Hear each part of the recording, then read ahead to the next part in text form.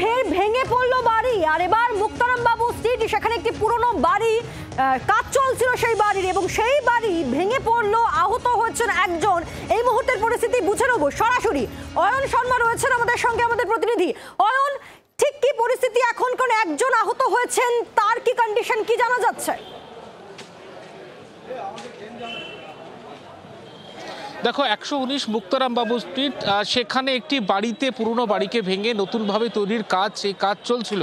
আজকে দুপুর ঠিক 3:30 নাগাদ যারা ফায়ার ব্রিগেডের যারা দমকল অফিসাররা তারা বলছেন দুপুর 3:30 নাগাদ হঠাৎই এই বাড়িটি যখন নতুন করে রেনোভেট করা হচ্ছিল, তৈরি করা হচ্ছিল, সেই সময় কোনোভাবে ভাঙন শুরু হয়ে যায় এবং সেখান থেকে হঠাৎ করে দেখা যেতে পারে যে সেকেন্ড ফ্লোর যে অংশটি রয়েছে, সেকেন্ড ফ্লোর থেকে মূলত চাঙড় খসে পড়ে এবং তারপরে একটা আতঙ্ক শুরু হয় এবং অর্থাৎ যে ঝুল বারান্দা যে অংশ রয়েছে সেই অংশটি খসে পড়ে সামনের অংশের, অর্থাৎ 119 মুক্তারাম বাবু স্ট্রিট, সেই মুক্তারাম বাবু স্ট্রিটের পুরো রাস্তা একেবারে এখনো পর্যন্ত অবরুদ্ধ হয়ে রয়েছে। ইতিমধ্যেই ডিএমজি যারা আধিকারিকরা তারা উপস্থিত রয়েছেন, সিএসসির তরফ থেকে লোকজন এসেছেন তারা, কারণ যে রাস্তার উপরে এই বাড়ির বিভিন্ন অংশগুলি ভেঙে পড়েছে সেখানে ইতিমধ্যেই বিদ্যুৎ সংযোগ বিচ্ছিন্ন হয়ে গিয়েছে গোটা এলাকা, যার ফলে সিএসসির তরফ থেকে যারা আধিকারিকরা, আমি একটু কথা বলার চেষ্টা করি। কি পরিস্থিতি আপনারা তো দেখলেন সিএসসির তরফ থেকে?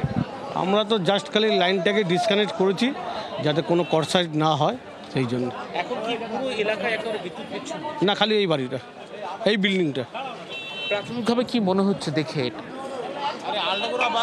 এখন তো আপনার এর মধ্যে কোনো লাইন কারেন্ট নেই, কোনো অসুবিধা হবে না।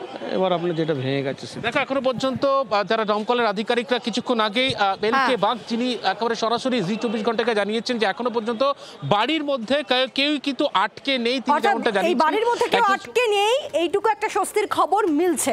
ধন্যবাদ, নজর রাখো। বাংলার আওয়াজ, বাঙালির আবেগ, জি24 ঘন্টা।